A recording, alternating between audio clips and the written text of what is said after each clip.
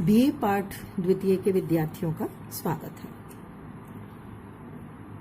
इस वर्ष पिछले वर्षों की तरह हम लोग क्लासरूम में नहीं आ सकते क्योंकि कोविड-19 के कारण हमें डिस्टेंस मेंटेन करना है और इस कारण हम लोग पढ़ाई भी ऑनलाइन करेंगे। बीए पाठ द्वितीय में पॉलिटिकल साइंस को हम लोग पढ़ेंगे और पॉलिटिकल साइंस में इस वर्ष हम लोग 2 पेपर पढ़ेंगे। प्रथम वर्ष की भांति ही ये 2 पेपर हम लोग पढ़ेंगे इसमें। और ये जो 2 पेपर हैं इसमें एक पेपर आपका विश्व के प्रमुख संविधानों का है जिसमें आप अलग अलग देशों के संविधानों को पढ़ेंगे और दूसरा पेपर आपका भारतीय राजनीतिक व्यवस्था का है। मैं आपको भारतीय राजनीतिक व्यवस्था का पेपर पढ़ाऊंगी। हमारे इस पेपर को 5 यूनिट में बांटा गया है और इन 5 यूनिट के हिसाब से जो पेपर आपका आएगा वो पिछले वर्ष की भांति कुल 3 खंड में बटा हुआ होगा। 100 नंबर का पेपर होगा और 3 घंटे की अवधि इसकी होगी। ये जो 3 खंड इस पेपर के होंगे उसमें खंड अ यानी ए में प्रत्येक यूनिट से 2 अंकों के 2 प्रश्न यानी 5 यूनिट से कुल 10 प्रश्न आएंगे और सभी प्रश्न करना अनिवार्य होगा।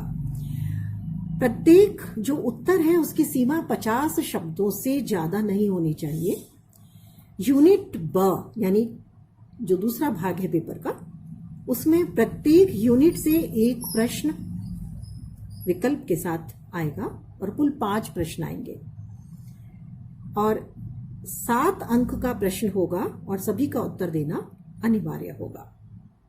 प्रत्येक प्रश्न 200 शब्दों से अधिक का जो उत्तर आप दे रहे हैं प्रत्येक प्रश्न का वो 200 शब्दों से ज्यादा नहीं होना चाहिए। खंड स जो हमारा होगा उसमें प्रत्येक यूनिट से प्रत्येक इकाई से 1 प्रश्न आएगा। कुल 5 प्रश्न होंगे। 15 अंकों का 1 प्रश्न होगा।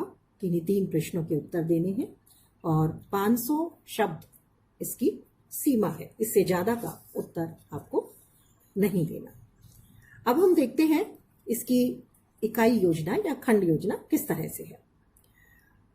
ये पेपर भारतीय संविधान और इसकी व्यवस्थाएं किस तरह से काम करती है इसको लेकर के है।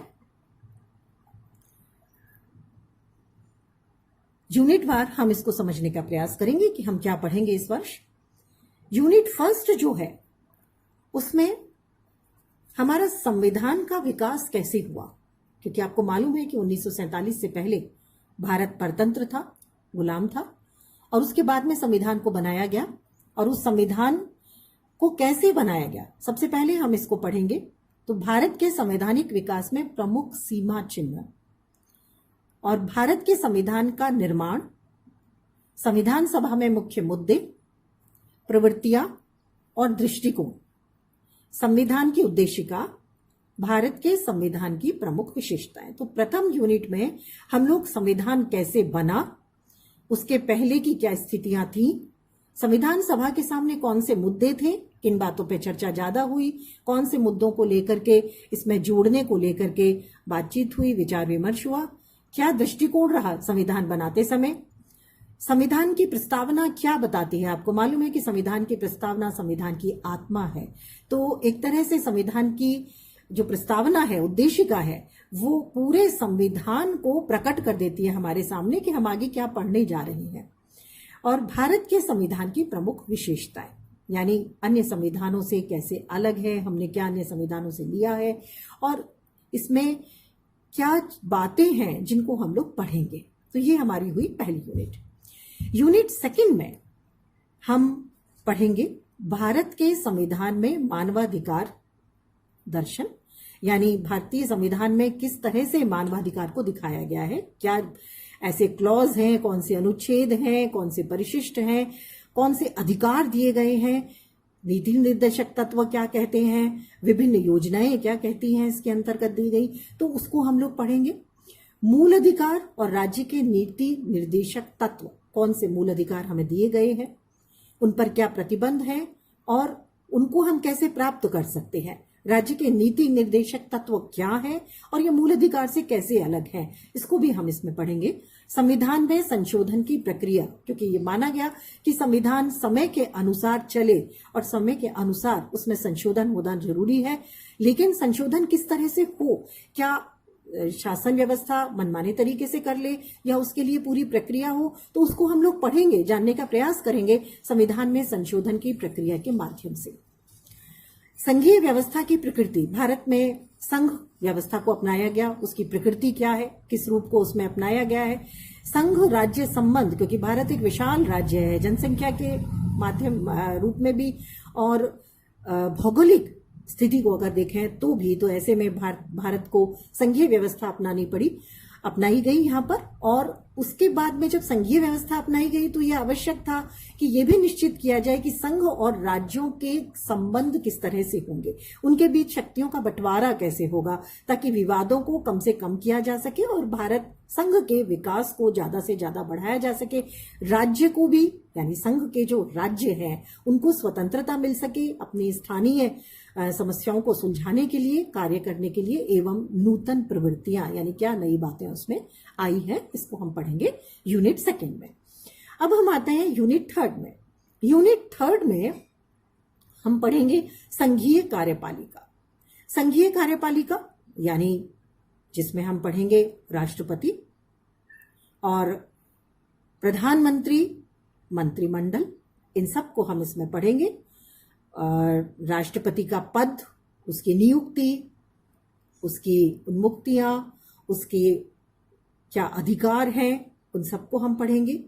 संघीय संसद को हम पढ़ेंगे और संसदीय व्यवस्था की कार्यप्रणाली को पढ़ेंगे, यानी संसद किस तरह से हमारी बनाई गई है, दोनों जो सदन हैं वो किस तरह से काम करते हैं, उनका निर्वाचन कैसे होता है, उनके कार्य क्या है, कौन सा सदन ज्यादा शक्तिशाली है, इसको भी हम इसमें देखेंगे। उच्चतम न्यायालय, सर्वोच्च न्यायालय का गठन किया गया है क्योंकि भारत में संघीय व्यवस्था है, लिखित संविधान है और मूल अधिकारों को दिया गया है, सर्वोच्च न्यायालय को होना आवश्यक था। तो सर्वोच्च न्यायालय की कार्यप्रणाली, निर्वाचन और अधिकार, इनको हम पढ़ेंगे। न्यायिक पुनरावलोकन किस तरह से किया जाए कि भारतीय संविधान की अक्षुण्णता बनी रहे, भारतीय संविधान बना रहे, उस पर भारतीय संसद किसी तरह का ऐसा कोई संशोधन ना कर दे कि उसकी मूल आत्मा, यानी जो उद्देशिका में दिया हुआ है, उसका उद्देश्य खत्म हो जाए। तो न्यायिक पुनरावलोकन मौलिक अधिकारों और संविधान की आत्मा को बनाए रखने के लिए, उसको भी हम पढ़ेंगे। आपातकालीन प्रावधान जो राष्ट्रपति को प्राप्त है, जिन्हें हम स्वविवेक अधिकार भी कहते हैं, उनको भी हम इसमें पढ़ेंगे। अब आते हैं यूनिट 4 पर। यूनिट 4 भारतीय संघ की इकाइयों से संबंधित भी है और निर्वाचन और दलीय व्यवस्था से संबंधित भी है। इसमें हम पढ़ेंगे राज्यपाल का पद, क्योंकि हमने संघीय व्यवस्था को अपनाया है, तो राज्य की जो व्यवस्था है उसमें भी हमने राज्यपाल का पद रखा है, जिसके पास अपनी शक्तियां हैं, जो एक तरह से संवैधानिक प्रधान है किसी भी राज्य का। तो उसके क्या अधिकार हैं, उसकी क्या शक्तियां हैं, उसका निर्वाचन कैसे होता है, इसको हम पढ़ेंगे। मुख्यमंत्री एवं उच्च न्यायालय, मुख्यमंत्री का पद जो कि वास्तविक प्रधान है किसी भी राज्य का, उसकी नियुक्ति कैसे होती है, उसके अधिकार शक्तियां कैसी हैं, ये सब पढ़ेंगे। उच्च न्यायालय जो राज्य के क्षेत्राधिकार में आने वाले विवादों को हल करता है, उसको हम देखेंगे। नेतृत्व की भूमिका क्या है, पूरे देश में नेतृत्व किस तरह से काम करता है, लीडरशिप क्या है, लीडरशिप बदलने से किस तरह से राज्य की राजनीति में परिवर्तन आता है, देश की राजनीति में परिवर्तन आता है, इसको भी हम पढ़ेंगे। गठबंधन सरकार भारत में बनने का एक दौर शुरू हुआ, उसको हम देखेंगे। भारत में दलीय व्यवस्था, प्रारंभ में हमने देखा था कि कांग्रेस एकमात्र प्रमुख दल था, उसके बाद में धीरे धीरे अन्य दलों का अस्तित्व आता चला गया और आज हम बहुदलीय व्यवस्था को भारत में देखते हैं। हालांकि प्रारंभ में भी भारत में बहुदलीय व्यवस्था थी, लेकिन एक दल प्रधान बहुदलीय व्यवस्था थी। निर्वाचन आयोग जिसका बहुत महत्वपूर्ण योगदान है निर्वाचन आयोग का, उसको हम लोग पढ़ेंगे। निर्वाचन की राजनीति और निर्वाचकीय सुधार, इसको हम देखेंगे क्योंकि लोकतंत्र का आधार है। इसके बाद में हम पढ़ेंगे यूनिट 5। यूनिट 5 में राष्ट्रीय एकीकरण। भारत एक विशाल राज्य है और इस विशाल राज्य में विविधताएं बहुत ज्यादा हैं। विविधताएं बहुत ज्यादा होने के बाद इसका एकीकरण करने की भी अपनी एक समस्या है। इससे संबंधित हम विभिन्न बातों को देखेंगे। भारतीय राजनीतिक व्यवस्था के सम्मुख प्रमुख समस्याएं क्या है राष्ट्रीय एकीकरण में, जिसमें आता है आतंकवाद, भाषावाद, क्षेत्रीयवाद, सांप्रदायिकता, आरक्षण की राजनीति, भारतीय राजनीति में जाति की क्या भूमिका है। तो इस तरह से ये 5 यूनिट में बटा हुआ हमारा सिलेबस है जिसको इस वर्ष हम लोग पढ़ेंगे। इसमें जो प्रमुख पुस्तकें हमारे सिलेबस में हमें दी गई है उसमें है भारतीय राजनीतिक व्यवस्था, पुखराज जैन की पुस्तक है। भारतीय संविधान, ब्रजकिशोर शर्मा की किताब है। एक ऑथेंटिक किताब है जिससे आप अगर आगे जाकर के कंपटीशन की तैयारियां करते हैं तो उसमें भी ये किताब आपको बहुत फायदा देगी, बहुत सहायक रहेगी। हमारा संविधान, सुभाष कश्यप की किताब है। इसके बाद में ग्रेनविल ऑस्टिन की किताब है working of a democratic constitution. MV Pylee की किताब है an introduction to the constitution of India. DD Basu की किताब है। ये जो किताबें हैं ये आगे भविष्य में आप जब प्रतियोगी परीक्षाएं देंगे तो उसमें भी आपके लिए बहुत अच्छी साबित होंगी। डीडी बसु की किताब है an introduction to the constitution of India. इसके अतिरिक्त नॉर्मन डी पामर की किताब है द इंडियन पॉलिटिकल सिस्टम। ये बहुत प्रमुख किताबें हैं। आपके सिलेबस में और भी किताबें दी हुई हैं। विद्युत चक्रवर्ती की किताब है Indian politics and society since independence. तो ये जो किताबें हैं इन किताबों को आप पढ़ सकते हैं, ले सकते हैं और उसके माध्यम से अपना सिलेबस हम लोग पढ़ेंगे।